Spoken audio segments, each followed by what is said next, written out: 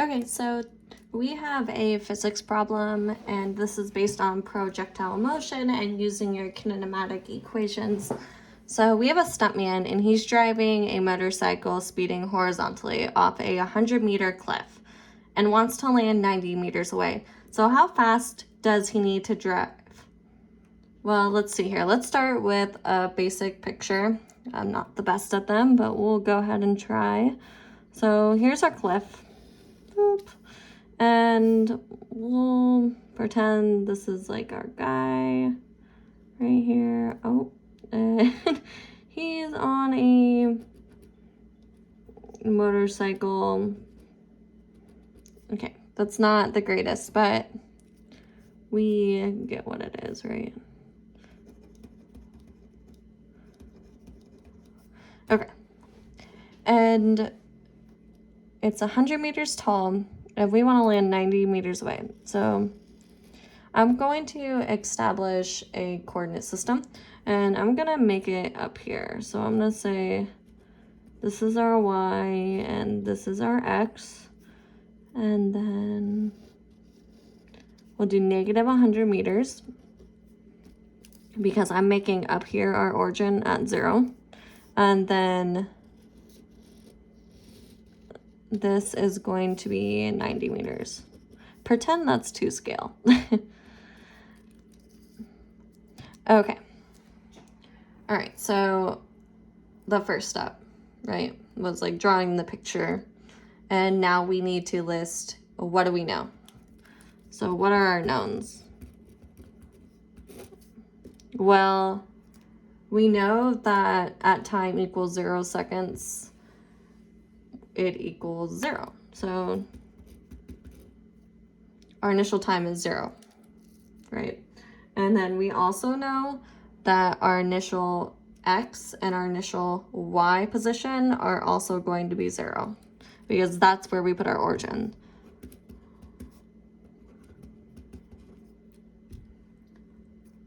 So our y final, where are we going to end up in the y direction? Well, look at this. We put our origin up here at 0, and we're going 100 meters down. So we're going to end up, our y final is going to be negative 100 meters.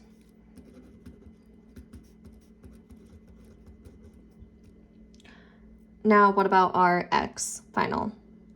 We want to go 90 meters away, and we are trying to calculate how fast we need to drive in order to get 90 meters away. So our x final is going to be 90 meters. So our initial velocity in the y direction is going to be 0.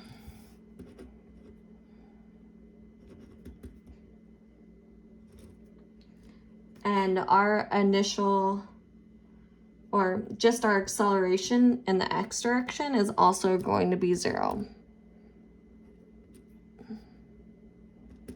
If you don't know why that is, when we're falling off this cliff, right, and getting over here, there's no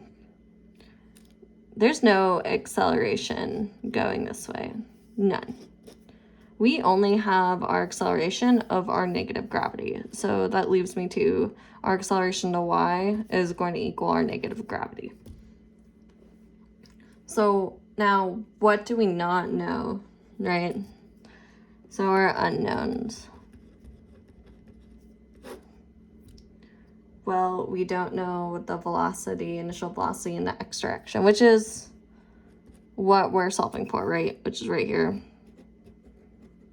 Are generally what we're trying to solve for. But what we really need to solve for first is our, our final time. So that would be what we want to solve first.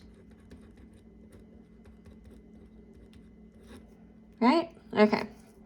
All right, so let's make our assumptions.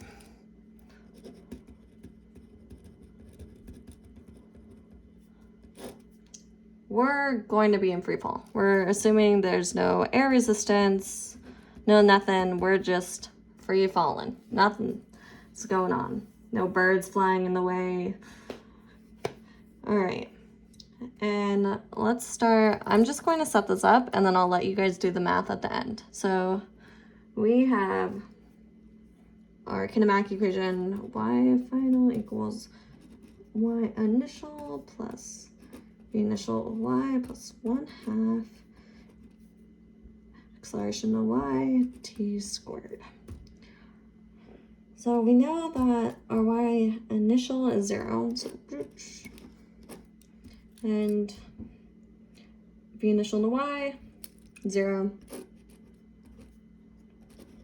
Y final equals 1/2 ay t squared. Okay, then we just need to do a little bit of algebra, right, to set up for t. So t is going to equal 2y f over gravity, which we know that it's going to be negative gravity. Okay, so now let's go ahead and solve in the x direction. X final equals x initial plus the initial xt plus 1/2 axt squared. Wow, do you guys notice already that this whole thing goes to 0? Because we have here our ax, acceleration x is 0. That's because of this. It only has gravity. So, and wait, we're not done here. Our initial x is also 0. Wow.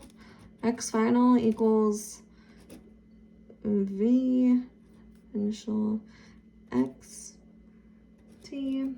All right, now let's just do some algebra, right? So v0x equal x final over t. We know x final. We know what t is. We know that t is this over here. The reason we plug things in at that end is so that we don't have any significant figure errors. And all right, so just plug all that in, solve the problem, and make sure that your motorcycle guy is going fast enough to go to 90 meters. And that is it. I hope you enjoyed. Please subscribe. Thank you.